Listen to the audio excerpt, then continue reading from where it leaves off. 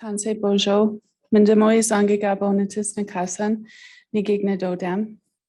I've been invited to open this session with a song, so I just wanted to honor the work that the team has done and to for it to be and the work that it's going to be doing going forward.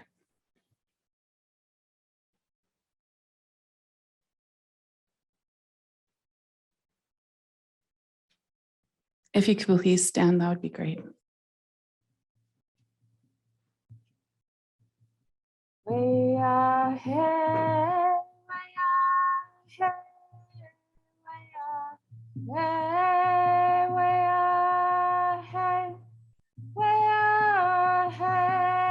we are here, we are here, we are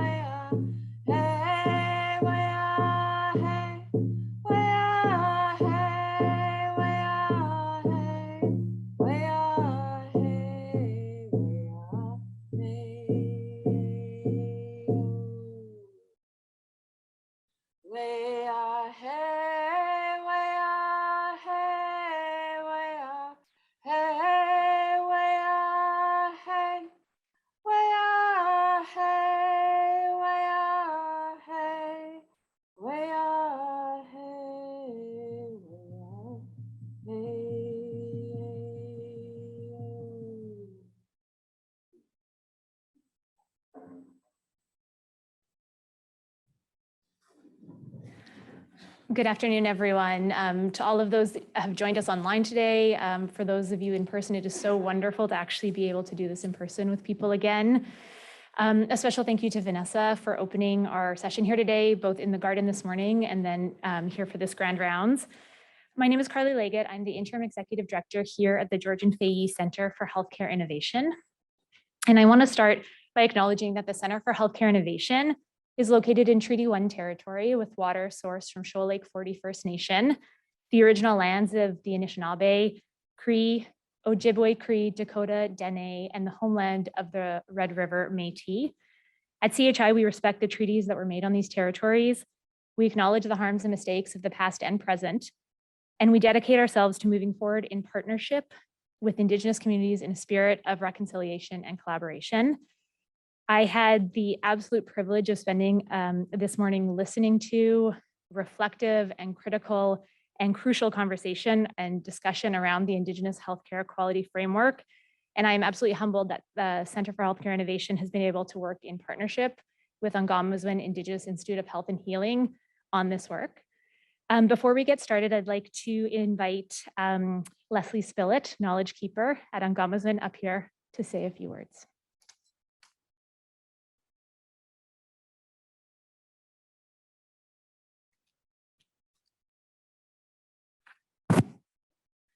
Bonjour, Tansy. So I think a lot of the folks who are in person here were in the garden this morning, and also to welcome all of those folks that are joining us online today. The incredible good impact in this situation of technology. So I just want to acknowledge all of you that are joining online. So this morning, you know, we just gathered together in what I think is the most beautiful spot on this campus.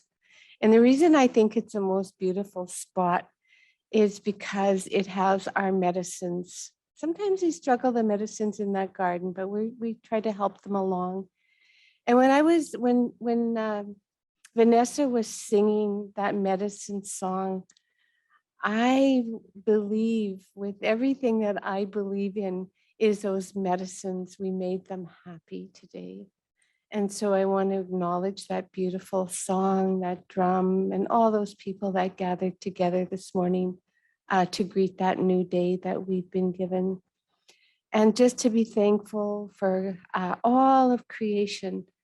You know, how I understand creator is in creation.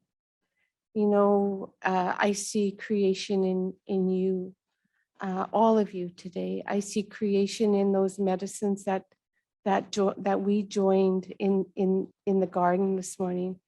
I see creation when the sun comes once more, and I see creation when grandmother comes and joins us. I see creation in the plants, the animals, the fish, the flyers, in all of that.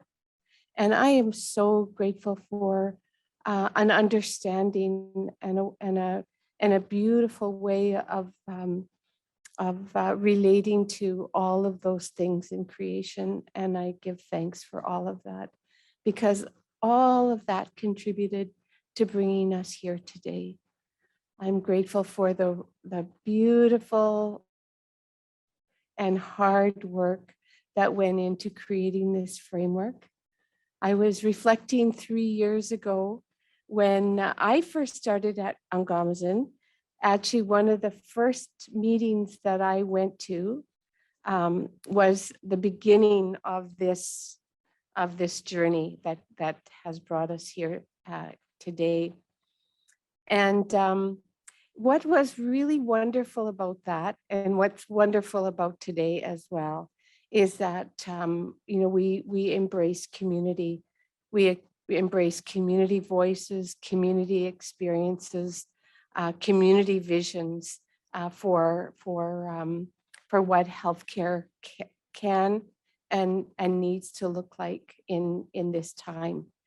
And that's one of the things that I think I in my very short time, I've only been at Ongomiizwin 3 years now, approximately 3 years, that engagement with community between you know, the institution, between the university or research, you know, various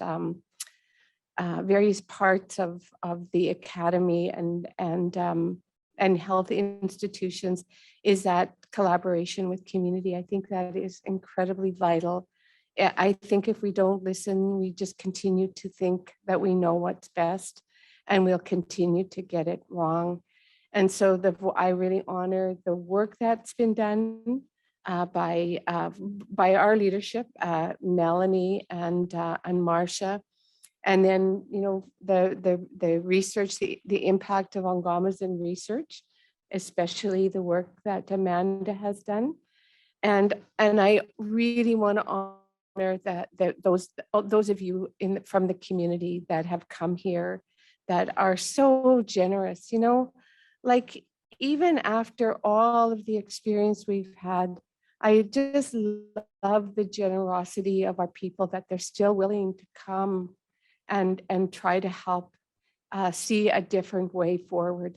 I just really honor that that's patience and that's generosity and that's love that we've never given up on hope that things can change and be different.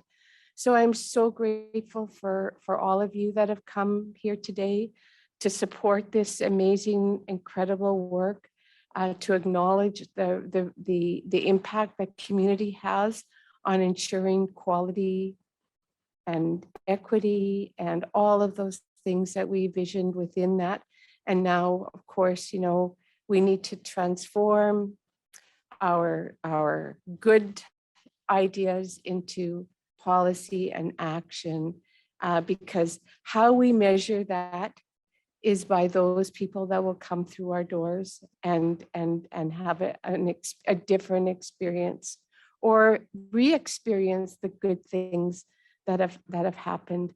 And so I'm full of optimism and hope. And the reason I'm full of optimism and hope is because of everyone here, and just to be grateful for you. I have a daughter. I have two granddaughters, and one of my daughters is kind of a bit of a poet and writer.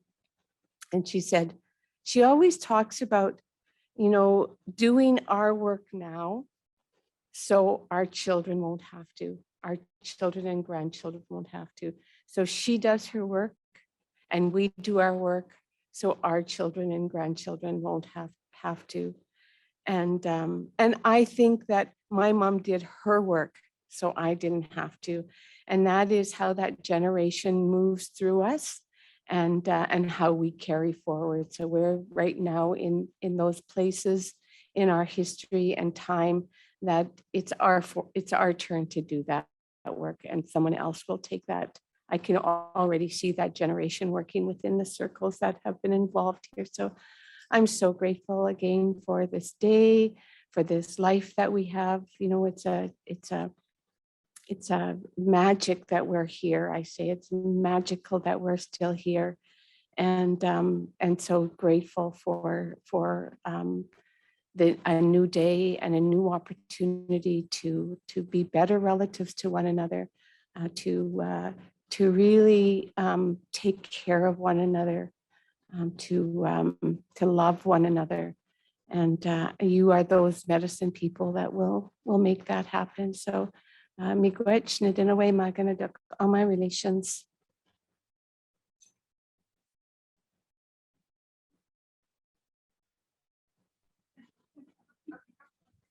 We added an extra obstacle there. Thank you so much, Leslie.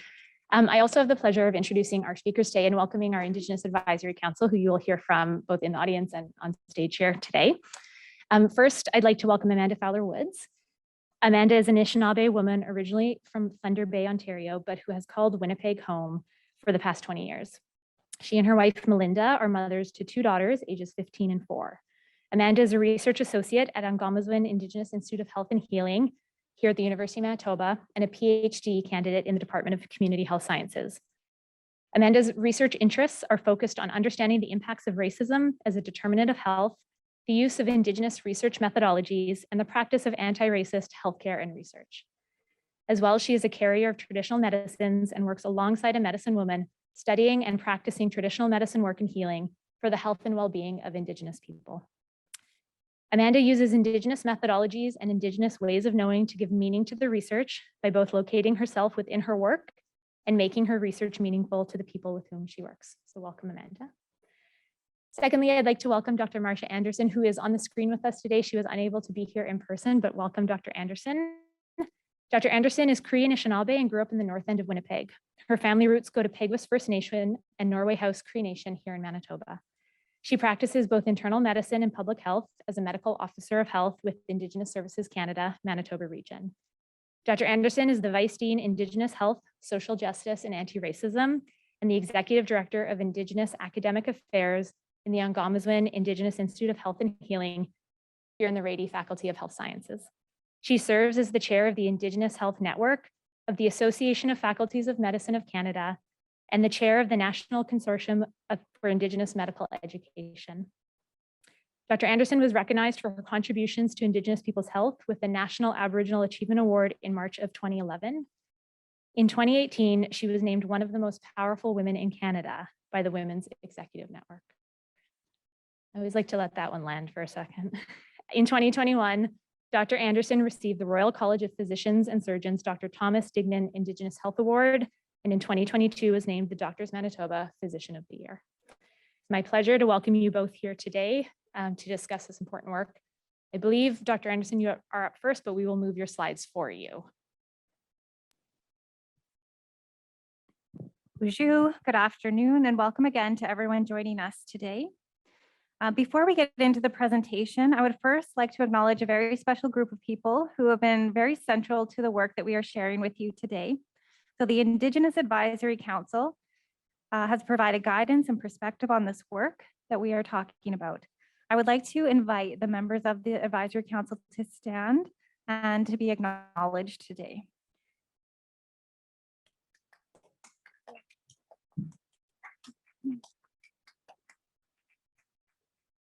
Miigwech for all of your work and contributions. And there are some members who are not able to join us today, but we will think about them, and I know that they're thinking about us today. So it's also important that we share with you who we are, and thank you, Carly, for that introduction. And thank you, Vanessa, for the beautiful song to start us off and to ground us in remembering who we are, and to Leslie as well for opening with those such powerful words and reminders, again, of who we are and how we walk in this world. So as Carly mentioned, I will mention again, I am Anishinaabeg and Scottish on my father's side, and Irish and French on my mother's side. I am a member of Couchiching First Nation in Ontario, but I did grow up in Thunder Bay. So I lived there till I was 19, and then out of there, I moved to Winnipeg. So I've been here for 22 years, actually. I'm a mother of 2 daughters. One is 15, one is 4. I'm a wife. I'm a researcher in Ongomiizwin. I am a traditional medicine student, and I'm also a PhD candidate. I was reminded today to say I'm a candidate. I'm almost there. So now I'd like to turn it over to Marcia. Thanks, Amanda. Thanks, Vanessa and Leslie, for getting us started in that beautiful way. And also want to send my appreciation and gratitude for all the members of the Indigenous Advisory Council, both those who are here with us today and those who are not, and our colleagues at Center for Healthcare Innovation for partnering with us on this work. So if we can move ahead. We don't have any conflicts to disclose, and we can go to the next slide, please. So today what we're going to do is, first of all, I'm going to provide a bit of an orientation to the need for an Indigenous healthcare quality framework. And then Amanda's going to take over, and she's going to do the bulk of the presentation describing the formation of the Indigenous Advisory Council and reviewing the key elements of the Indigenous Healthcare Quality Framework. I've had the pleasure to know Amanda since 2007 when I joined the faculty in the Department of Community Health Sciences as a new faculty member, and was asked to be on Amanda's master's committee.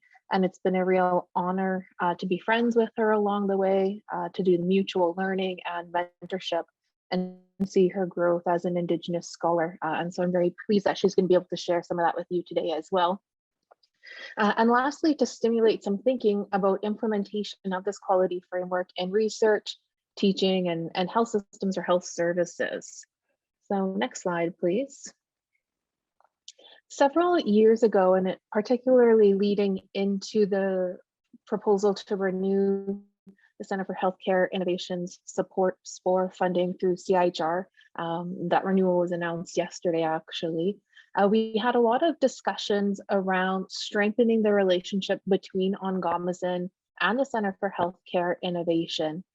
And really, from our perspective within Ongomiizwin, we wanted to see rights-based action that would lead to equitable participation in the patient-oriented research, as well as equitable benefits from the substantial investment that CHI was receiving.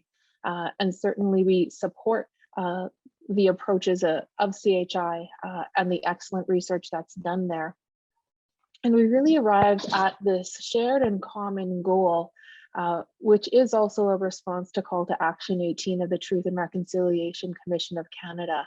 And through our partnership, we want to be able to contribute to research and health systems action that contributes to closing gaps in Indigenous health outcomes, as well as in Indigenous healthcare quality. Can we go to the next slide, please? I was pleased to be able to participate on the advisory committee for the Manitoba Quality and Learning Framework, which was developed a few years ago. The purpose of that framework at a high level is to guide healthcare quality improvement for all Manitobans. And there were about 4 sub-objectives to that purpose, 2 of which I'm going to highlight here in terms of orienting us to why we needed a specific Indigenous health care quality framework. And one of those objectives is to support patient engagement processes within quality improvement and the health system. Now, what data shows, as well as experiences, is that in general, Black, Indigenous, other racialized folks are underrepresented in the kind of usual or status quo ways of engaging with communities or engaging with patients. And so the distinct needs, voices, knowledge, experiences tend to be underrepresented in that work, and thus underrepresented in the outcomes of that work. One of the other main purposes of the Manitoba Quality and Learning Framework is to build public confidence in the healthcare system. And of course, we all watch the news every day. We know that our healthcare system is really struggling right now. And so there are some common concerns that need to be addressed in the healthcare system in order for us to build that confidence.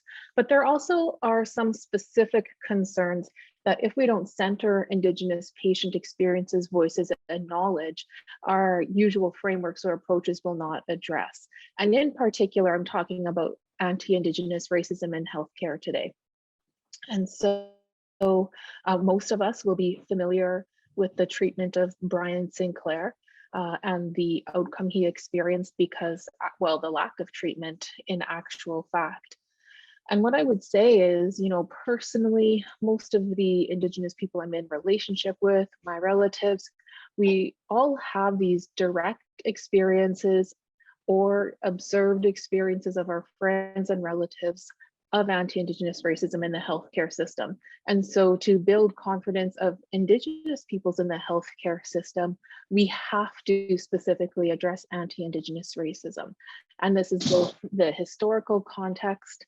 It's about understanding healthcare systems as institutions of the broader Canadian state, as well as the kind of current day interactions and expressions of anti-Indigenous racism in the healthcare system. And then within the Manitoba Quality and Learning Framework, it is recognized that there's an obligation to respond to Call to Action 18, as I previously referenced, and that framework can support improvements towards becoming a more culturally safe healthcare system. And it recognizes specifically the need to address racism and use anti-racist approaches. Now, again, one of the key tenets of cultural safety is it can only be defined by the Indigenous peoples who are receiving the services, who are experiencing care within the healthcare system. And that is, again, another reason why we needed to develop a process where Indigenous peoples specifically could define what quality and culturally safe healthcare means to them. So if we can go to the next slide. As such, in our partnership with CHI, our key first area of work was centered around these 2 activities. First of all, to design and carry out an engagement process that would center Indigenous patients' knowledge and experiences. And I just want to be clear, this doesn't replace the governance role or expertise of First Nations, Métis, or Inuit representative organizations. This was just an additional layer whereby, parallel to how CHI engages with patients, we could center and create that opportunity for Indigenous peoples, and again, in a culturally safe way. And then the work of that council, which Amanda is going to describe further, would be to define and describe healthcare quality by and for Indigenous peoples in Manitoba. Next slide, please.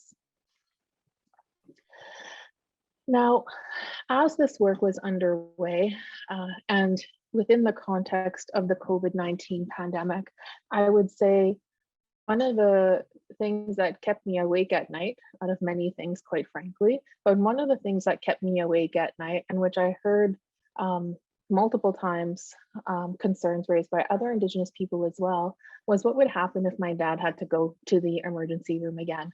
And some of you will know that when my dad had his heart attack, he experienced significant racism in a way that, further threatened his life. And so I was terrified during the pandemic when family members, or whether that's chosen or blood family, were not able to enter healthcare spaces with their loved ones, because often it's the family members who end up advocating for Indigenous people who are seeking care. And then while we were continuing this work with the Indigenous Advisory Council under Amanda's leadership, and throughout the course of the pandemic, of course, the treatment of Joyce Echaquan in the healthcare system came to light through her own intervention. And that again brought to focus the urgent, really emergent need to address anti-Indigenous racism in healthcare. One of the key differences in the aftermath of Joyce Echaquan's death compared to the death of Brian Sinclair was that rather than denying racism, the coroner explicitly stated that if Joyce Echaquan were alive, she would be, if Joyce Echaquan were white, she would be alive today. At the right bottom corner there, that is one of the national patient safety frameworks. And in that framework in particular, the word racism isn't even mentioned. And what we've come to learn over time, and people like Dr. Lavalley and some of our other colleagues who've been doing this work for longer have been teaching us for a long time, is that we need to name racism specifically if we are going to intervene and make a difference. And so that is part of the driving force and the urgency of the action that is needed to implement this framework, and formed real fire for us to really finish a working version, knowing that a healthcare quality framework is always going to be updated with new learnings and as we go along. But the urgency to get it to a working version that could be released and start describing the best possible healthcare that Indigenous peoples have an equal right to. And so with that, I am going to turn it back over to Amanda. Thank you, Marcia. And as Marcia mentioned, I'm going to be talking about the development of the Indigenous Healthcare Quality Framework. But I just wanted to bring it back one more time to Joyce's principle. So we wanted to share that the Indigenous Healthcare Quality Framework is rooted explicitly in the endorsement of Joyce's principle, and it provides a description of the system and provider factors that can lead to experiences of healthcare for Indigenous people that are high quality, culturally safe, and free of racism. So through this work, we are making this statement. Through the development and implementation of an Indigenous healthcare quality framework, we call on all service delivery organizations in Manitoba to fully adopt Joyce's principle. This includes participating in the implementation and monitoring of the framework in a way that is transparent and demonstrates accountability to make progress in addressing racism and providing high quality healthcare to First Nations, Métis, and Inuit people. So I wanted to talk about the actual establishment of our Indigenous Advisory Council.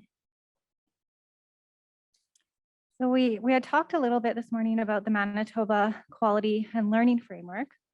So when we started this work, Marcia and I looked at this framework and started to evaluate the meaning and relevance that the components of this framework might have for First Nations, Métis, and Inuit peoples within the province. So it was determined that this framework was a working document guiding healthcare quality in the province of Manitoba, but there was a need for the inclusion of Indigenous voice and perspective. So while many items within the Manitoba framework are applicable to Indigenous healthcare quality, there are unique and pressing needs for Indigenous individuals and collective communities, which must be brought forward and understood as a requirement for the improvement of Indigenous healthcare quality. Specifically, the need to address all forms of racism within the healthcare system. So one of the pieces of the Manitoba Quality and Learning Framework that stood out to us and really couldn't be left unaddressed was that framework was holding space for Indigenous knowledge, and that is written right into the framework. So we wanted to explore how this could look or how it should look, and wanted to know what we could do about it. So our intention was to create something that would work alongside the previously developed Manitoba Quality and Learning Framework, but we knew that we couldn't just add in a paragraph or two to the existing framework. It really needed to look different, and it needed to be guided by Indigenous voice. So here comes the work of the Indigenous Advisory Council. So today we felt it's important to share the framework, yes, but not just the framework. We wanted to share the story behind the framework. So who was involved in that, what processes were used, and how the different partnerships have led to this final document. So the council began in 2019, and we had 21 members. So over time, this number has wavered slightly as some people have left to do other commitments, but we're still left with a very strong council that has a wide array of people from a variety of different backgrounds of experience and expertise. So through this work, we have had multiple meetings which have generated 2 reports. The first report is Guiding Voices. The second report is titled Recognizing Our Humanity. And we recognize that we still have a lot more work to do, and the council is very eager to get into that work as well. So a little bit about the development of the council. As mentioned, in 2019, we put a call out for applications through academic, health, and community networks, and we decided to reach broader than the usual networks that we interact with. So the council was composed of self-identified First Nations, Inuit, and Métis people. Right now, we don't have any Inuit members on the committee, or the council, but we're always looking for more people to join. So the first task of our advisory council was to guide and support the development of the Indigenous Healthcare Quality Framework. And we knew that this process would be an approach to healthcare quality rooted in Indigenous knowledge and lived experience. The process that we used to start this work was appreciative inquiry. So we asked the advisory council to really think of their most positive healthcare experiences. Well, this was not an easy task for the council, and it was actually challenging at times to remember even one positive healthcare experience. But we let the council know that we wanted to imagine the best of what we want rather than the lowest of what we want to avoid.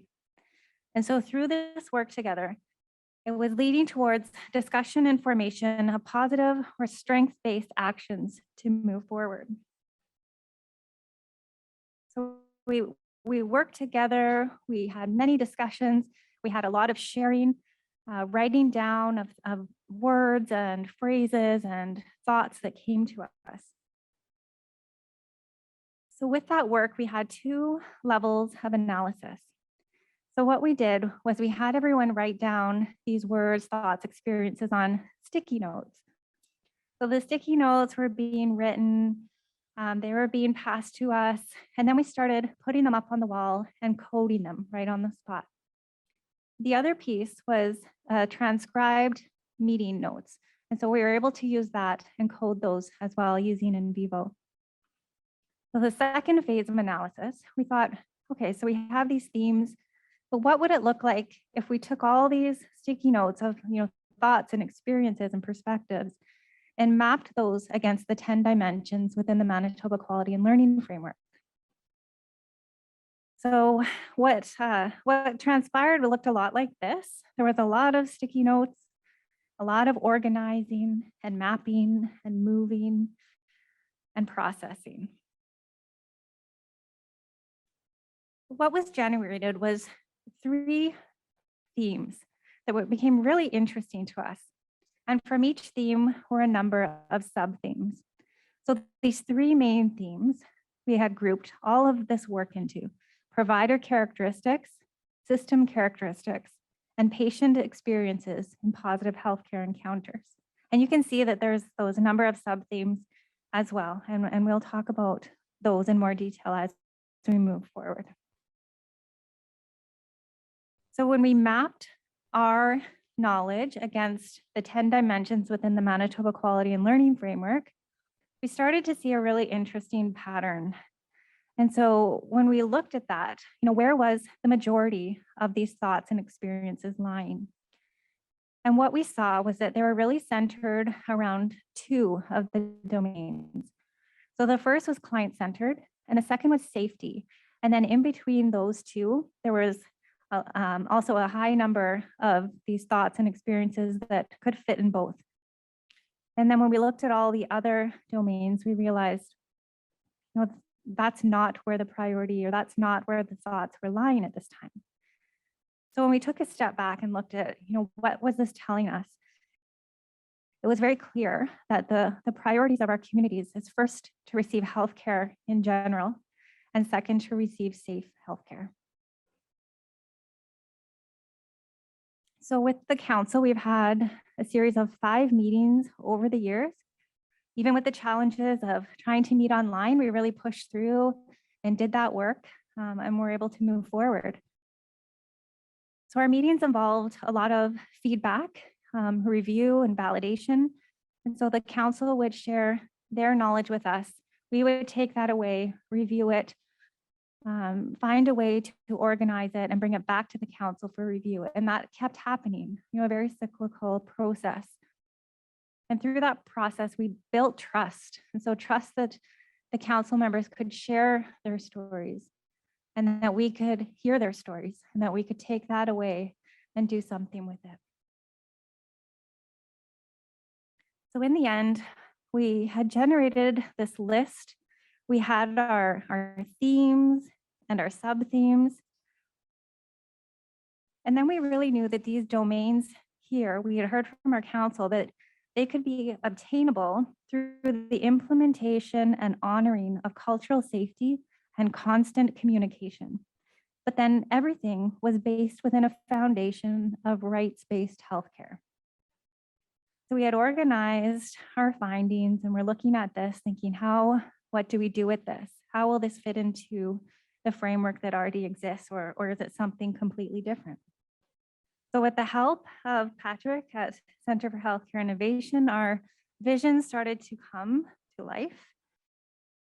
And this is our visual framework for the Indigenous Healthcare Quality Framework. So this framework represents the patient-centered or person-centered in the center there, perspectives and the requirements of healthcare systems and providers that are required for achievement and sustainability of healthcare for Indigenous people that is high quality, culturally safe, and free of racism.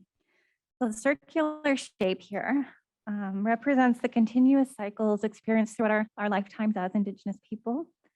And the land-based visual of the tree ring and the colors chosen represent the vital connection to land held by First Nations, Inuit, and Métis people. So the yellow in the center represents the sun. The green ring surrounding that represents plant life or vegetation. The blue represents our waters, and the brown represents earth. So I'm going to walk through this framework and start talking about all those pieces which are fitting within the rings. So the outside ring, which is really the foundation of this framework, and this is what we had heard from the council, is around rights-based healthcare requirements. So within that ring, we have anti-racism, cultural safety, equitable healthcare quality and outcomes, and underlying determinants of health. And then we move inward to healthcare systems requirements in the blue. Or another way of thinking of that is what healthcare systems need to be. And that is accessible, collaborative and continuous, flexible and approachable. So moving inward from there is the green ring, and that is healthcare provider requirements. Or another way of thinking of that is what healthcare providers need to be. This is non-judgmental, compassionate, efficient, attentive and conscientious, ethical and culturally safe. And then the yellow ring is patient requirements, or another way of thinking about that is what patients as well as their families and caregivers need to receive. And so these are feelings loved, respected, validated, trusted, cared for with compassion, and fully seen. And then you can see the one bar that runs through all of the four rings. And in that piece is communication. And so in all the work we did with the council, every discussion that we had, the notion of communication came up every time, that we needed to have transparent and constant communication across everything.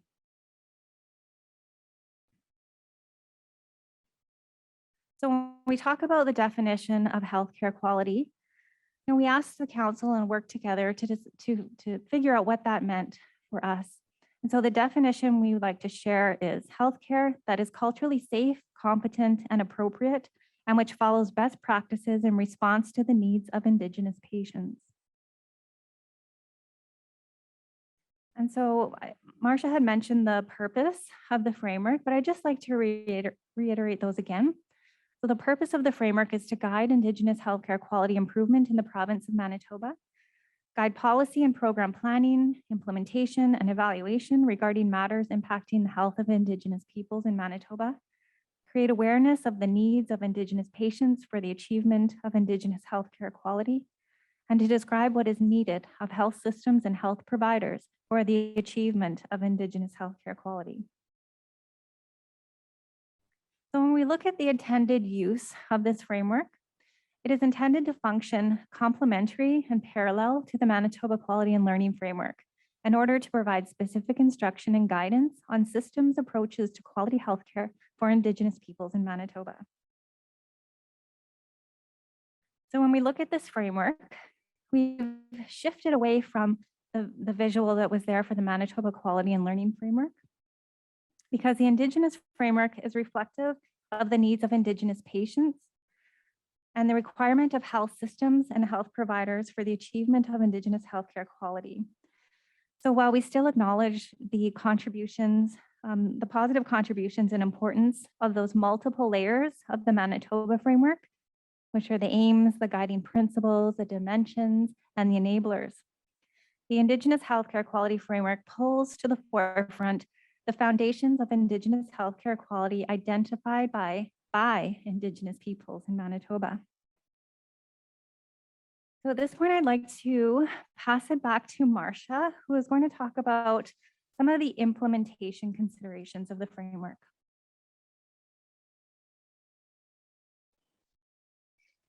Thanks, Amanda. So yeah, just a few final thoughts as you start considering how you might use this in your day-to-day work. So first of all, there is an ongoing need for us to include both Indigenous patient voices, that engagement to really hear directly from people and benefit from their knowledge and experiences, as well as to engage the representative First Nations, Métis, and Inuit organizations in distinctions-based governance, as well as partnerships and ongoing implementation. These should be seen as both complementary and adding to our work. But encourage us all to think about how we could use this in interprofessional education, research, and service delivery. When we think about how we're educating future professionals, how we want them to work together, understanding the power differentials that are embedded in racism and in our healthcare team, and how culture is held in organizations and teams. If we can do this in an interprofessional way, we will have better luck at trying to move away from the current status quo. And then obviously to think about it in terms of how can this inform research questions, research processes, research interventions, how we could learn from both the process and the framework in including more Indigenous peoples in clinical intervention research, and then also in service delivery. And in particular, just to highlight that quality improvement initiatives, if they don't explicitly attend to anti-Indigenous racism, are less likely to result in closing Indigenous health gaps and may actually contribute to widening them. That we consider this at program levels. So for example, within cardiology programs or other specialty area programs, within PGME programs, this could be at site levels, for example, at hospitals or clinic levels, as well as across the entire system. And that lastly, part of our ongoing work in implementation will be to define measurable, transparent, reportable indicators. And of course, none of these 4 ideas are mutually exclusive. When we're talking about any Indigenous health data, that does have to be with appropriate data governance kept in mind. So I am going to end there and then turn it back over to Amanda to facilitate the last bit. And just noting that we want to have a bit of time for questions. Yeah, so we wanted to invite some of our council members. We have the honor to hear from them today. So each member is going to share a little bit about their experience in working with on the Indigenous Advisory Council in the development of this framework. So we have the honor today to hear from Lisa, Baldine, Thomas, and Michelle.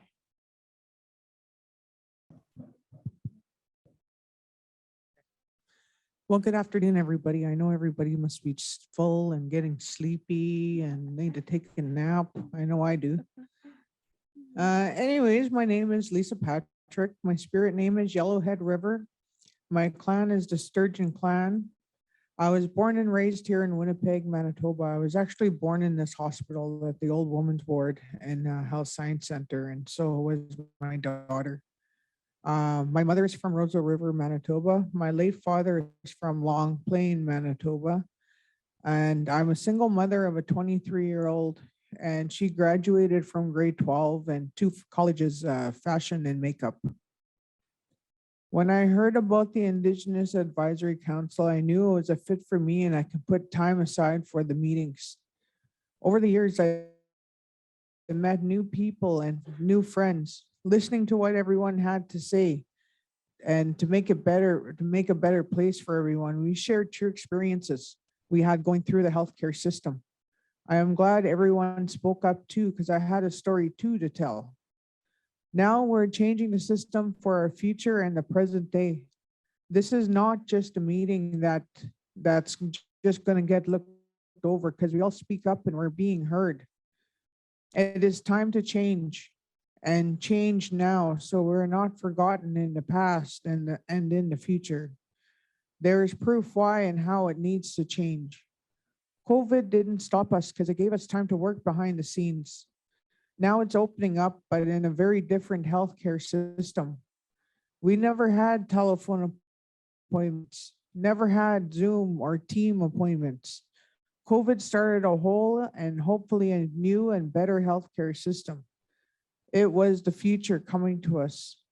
I don't know how long someone was working on Zoom or team system, but I know it wasn't built in days. Looking back into the past, we should never forget the past. So the future knows why we had to change the ways to make a better healthcare system and the people working in the system. Our work just began for Manitoba. Getting the healthcare system for everybody to have a right to an equal healthcare system, even outside of Winnipeg. Our people have to spend lots of money on travel costs, hotel room stays for multiple families to stay close to them when time is needed. And yes, people are scared of results and treatment. What we need is our voices and our past experiences to be written down. That is why I like the Indigenous Advisory Council. We had the right to like it or not. We're just humans, and humans can make mistakes. Hearing not just the bad feedback, but the good feedback and the experiences we had, because at least one person really remembers how, and they got a good treatment from them, from the healthcare system. And that is what we need more of. Good people that take care and caring for our sick people, or just going in to get tested. We as Indigenous people don't understand their ways of healing. We grow up in a different kind of healing. Our sacred medicines, sage, cedar, tobacco, and sweetgrass, all a better smell than a disinfected office. There's a lot of negativity, spirituality activity when you go in. Indigenous healers make sure you're safe physically and spiritually so we can heal in peace. Residential school survivors and the day school survivors really don't understand because they were denied proper healthcare treatment from the beginning. No doctors nearby, no yearly checkups. And when they got sick, they only saw a nurse. And all of them almost died because of beatings, not feeling safe, and sicknesses that the nurse could not have known everything. After the fight for the Indigenous long-time healing, we have won. Now it's time to get rid of their ways and let us teach them a lesson right back, that they hurt children, and that is our future, is the children. Us older Indigenous people must build a solid system and understand no matter what Indigenous language they speak, English they speak, but they speak Miigwech.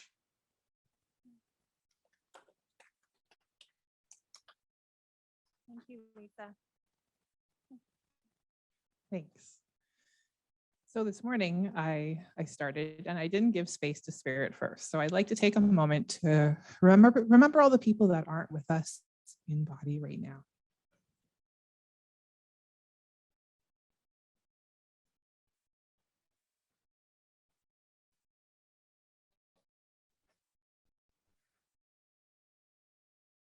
Hansi Kia, Valdine Anishinaabeg, Thompson P. Treaty 5, Miigwech, Winnepegosis Fani Oji. My name is Valdine. I live on Treaty 5, specifically Thompson. My family is from actually Winnepegosis and Crane River on Treaty 2. I am Métis and non-status First Nation. And the reason I joined the council was to complete the cycle of energy I had begun when I pursued my master's degree at the university and unfortunately didn't get the results that I wanted, but joining this council gave me the opportunity to be in community and articulate things that I knew needed to be said, and also in a venue that would absolutely be heard instead of shut down and minimized. So here I am, thanks to the support of Ongomiizwin, and try not to ramble too much, short period of time. It's truly been a return to myself and a completion of the energy that I started with academia. And I'm just very grateful to be part of this collective because the opportunity to be heard and believed is transformative. And as a lifetime patient, and I've been traveling down to Winnipeg for healthcare since I was 3, there is nothing that feels like being part of this collective.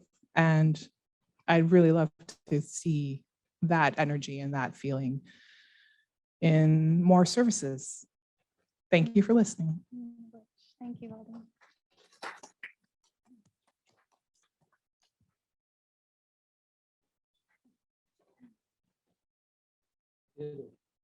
It'll to all of them. I don't know if it's, can you hear me? Yeah, I don't need No, that actually. yeah. It's somewhere online. Note to self, feed us after we do the presentations and so we can keep our islands open. One of the things what drew me to participate is to create a voice.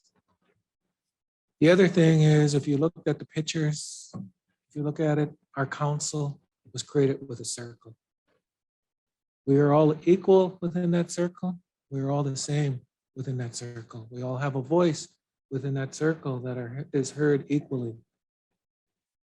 As we are taught as part of a council, even with our elders and with the youth and the knowledge seekers, we have two of these, one of these. So we should be using the two before the one. But sometimes we forget that when we come into institutions like this. We're always being told what is best for us. Nobody's listening to us. So this is a way to create that voice so we can hopefully have some ears and some eyes looking and listening. So how did I see my influence?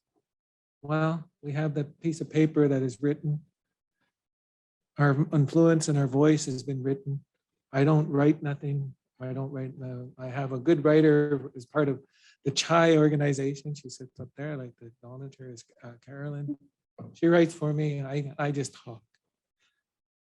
The way we learn, it's another way of knowing. We learn by listening and repeating.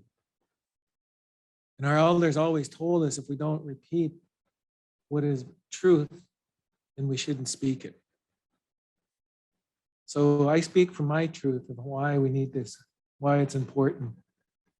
And then I did an observation I was sharing with Michelle, is if you look up here, I only bring balance.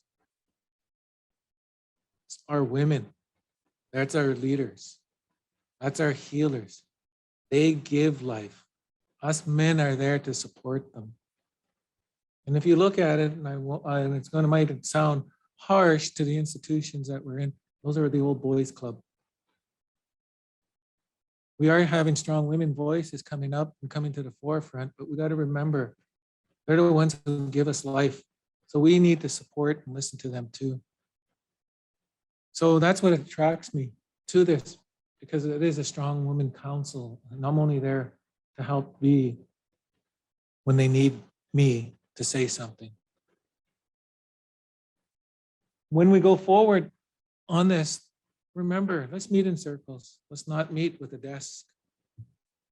That's creating a barrier to our voice and our spirit. When you look at us as Indigenous people, we have our ways. We always ask, when are you going to come and ask what you need? Not come and tell us what you want. So remember, come ask. There's no harm in asking, but there is a harm of not asking. So we need to find a way to do this. And I find this as a council, as part of what Ongomiizwin, is how we go forward together. So miigwech for listening. Thank you.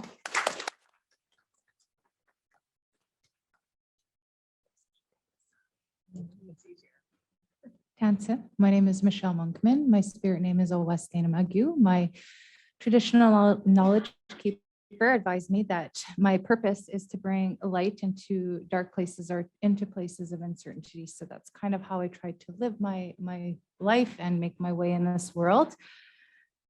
I was drawn to the council to become a voice, and as a reminder to providers that the healthcare system does not cease to exist outside of this institution. I am the person that's receiving the people that you discharge home back into the communities. I don't often get phone calls, very, very rarely, maybe 1 in 25, maybe. Oftentimes people are discharged home on a Friday evening. I don't have a pharmacy to go and access anything. If you send them home needing INRs, I'm going to be sending them back because I can't do that either because I don't have the equipment to do that. In fact, if you think about like the services where there's only a health center, they are funded to run Monday to Friday, 8:30 to 4:30. The person takes off lunch. So that means that people living in community with the health center only have access to care 21% of the time. So what I can do is quite limited. So I'm sitting here today and being in this council just as that reminder, because it's really, really tough. And just to remind you that we need to work collaboratively to make this work. I have the privilege of working with SC Health and the First Nations Inuit Métis program, and I work with Indigenous communities across Canada. And so my role is to look at health services within communities and look for ways that we can improve care. And where I've seen the best care for community is when we have our systems all working together. It's amazing and it's beautiful. It's very rare, but I have seen it and it does work. So having, how do we break down those barriers to make sure that we all want the same thing, we all want the same outcome. One of the things I talk about is palliative care often. The province receives all the money to deliver palliative care for all of Manitobans. Communities do not receive any money to provide palliative care, yet communities do with what they have. I've never once seen a regional health person coming to deliver services in community, but yet they have all the funding for that. So I don't know, I don't know what to do. So for me, coming here was a way to sort of say these things. Another example I could give is I live in Brandon, Manitoba, and there are 3 high schools in the region. Prairie Mountain Health serviced the 3 high schools, but did not provide any services at all to the one Indigenous school there, the Indigenous high school. So I started a teen clinic there, and it was really, really needed. And for me, I expanded the scope of services. I worked with a physician that was willing to work with me to provide services. So, but I need the help of my non-Indigenous counterparts of the other systems to sort of help me so I can bring in that comprehensive care to the communities where it's needed. So that's kind of where I'm coming from in my perspective. And that's it. Ms. Witch, thank you. I think as we listen to these stories, it's really important to remember that the framework is really rooted in these experiences and lived experiences. And these are just a few stories, but there's many more from the council that have built this framework.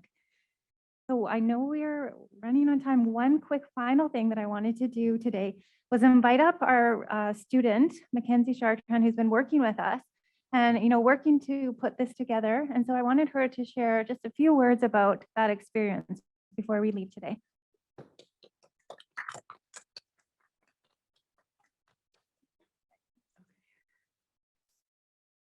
Bonjour, Zungi Gabe Makwai Crane and Dishnakas, Megosi Bean and Dunji, Winnipeg and Dishida, Makwadodam. Hello, everybody. Thank you for being here today. So my spirit name is Strong Standing Bear Woman.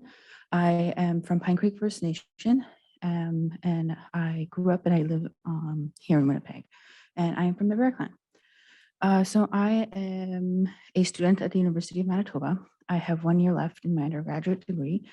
I will graduate with a Bachelor of Health Studies next year, and I am currently studying for the MCAT, which I will be taking in August, and applying for med school in October. Thank you. So when I started in university, I originally wanted to become a nurse. However, I changed paths twice. I went from nursing to respiratory therapy and now to doctor. Healthcare has been something that I've always wanted to go into, and I kind of relate it to me being Bear Clan because we're the medicine clan. So with this framework, being a part of it has been very eye-opening to know that these frameworks are being talked about in these institutions and that they are being shared with community. It's important to implement these policies within the healthcare system to provide us with proper healthcare. As an Indigenous person myself, I've faced, racism, discrimination while seeking treatments. Just in 2019, 2020, my cuckoo was diagnosed with stage 4 breast cancer. And navigating the healthcare system was scary. Not knowing who to talk to, not knowing what to access, especially because she lived on the reserve. and the nearest hospitals were an hour away. So trying to figure out how to navigate those healthcare systems, who to talk to, and especially during the COVID-19 pandemic, and not being able to be with her while she was in the hospital, not being able to see her or stay with her while she was getting her treatments was very hard. And to make sure, she was safe while there. So as a future doctor, I'm going to take everything that I learned in these, I guess, these experiences and do my best to apply them in my practice once I'm a doctor. Miigwech. Thank you, Mackenzie, and thank you to the panel for opening up and sharing your experiences. I think it's very meaningful to the work we're doing. So miigwech for that. So I'd like to say a big thank you to everyone who took time out of their day to be with us today. It is very much appreciated. And I know that we are a bit over time. I'll take some guidance from Carly on, yes. I've been following along in the chat as well in the Zoom. So a couple of notes for folks. We will make the framework available in the next couple of days. We wanted to share it this morning before we made that link available. So we'll send that out to all participants and everyone who registered, along with an evaluation for today. We're also taking notes of any questions that we missed in the chat. Oh, and the slides. We will also make slides available. A few folks have asked about that. And, we do have a couple minutes for folks that are in the room if there's anyone that has a burning question that they would maybe like to ask of the council or of either of our speakers. We fed everyone too early. Everyone's tired. So thank you, everyone. I know we went a little bit over, but it's such critical discussion that I'm happy to take a couple extra minutes. So, so thank you, and I'll pass it back to Amanda for our closing. So to close, and we close our circle in a good way, I would like to invite Leslie and Vanessa up for a closing prayer and a closing song to lead us out for the day.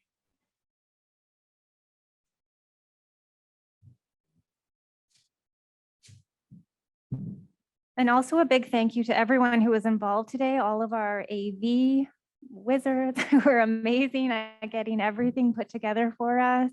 Thank you so much for all of the leadership who have guided this work. Miigwech.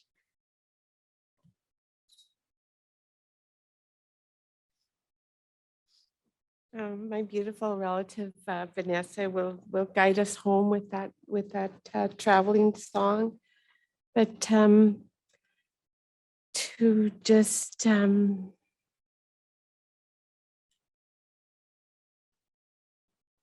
just be thankful for Oji-Cree for bringing us here together today, for placing us in a safe place with one another that we could share. I missed one of our relatives. I missed Jason. I was looking forward to seeing him today because Jason always makes me laugh. And but I want to just be grateful for the laughs that we did share today, and the good food, and for those that brought it, the makers of that food, and to be grateful for that. I ask the ancestors to continue to walk with us, to teach us as we journey, complete this beautiful hoop of life that we're all experiencing, and that you bring us all home to those fires. Our children, our loved ones, as we continue on this day, and just to appreciation for all of those good, those beautiful energies that created the opportunity to be together throughout the day. Say miigwech for all of that and all of you. Miigwech.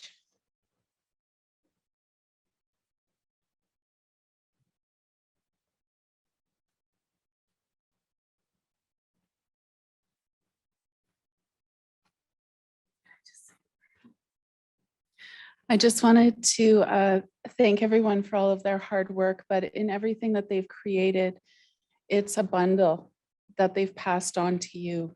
And so that they did not create this for themselves, but they created it for you to take it and use it.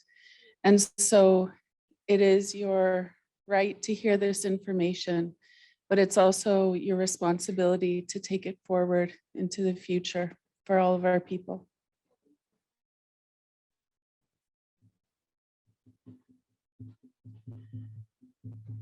Way hey hey, way hey hey, way hey hey, way hey hey, way hey hey, way hey hey.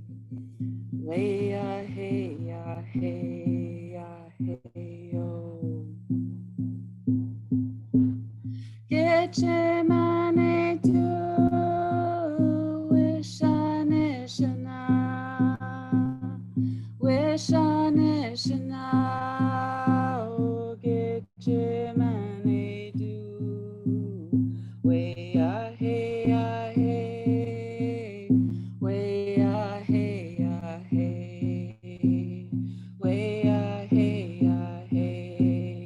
hey yo. Way hey hey, way hey hey, way hey hey,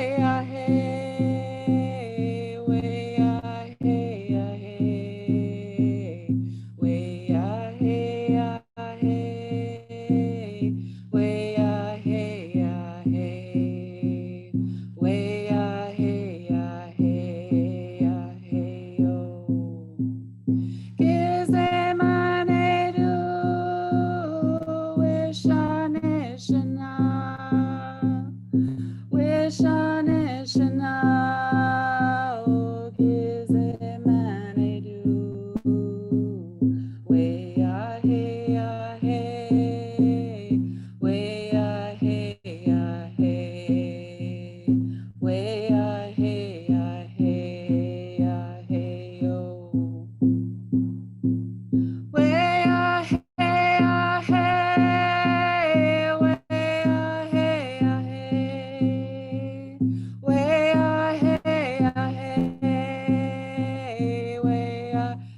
hey, way hey hey, way hey hey, way hey hey, way hey hey yo.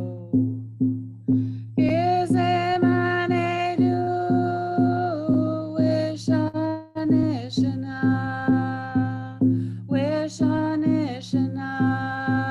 Oh, is a mane do way hey hey, way hey hey, way hey hey yo. Way hey hey, way hey hey, way hey hey, way hey hey,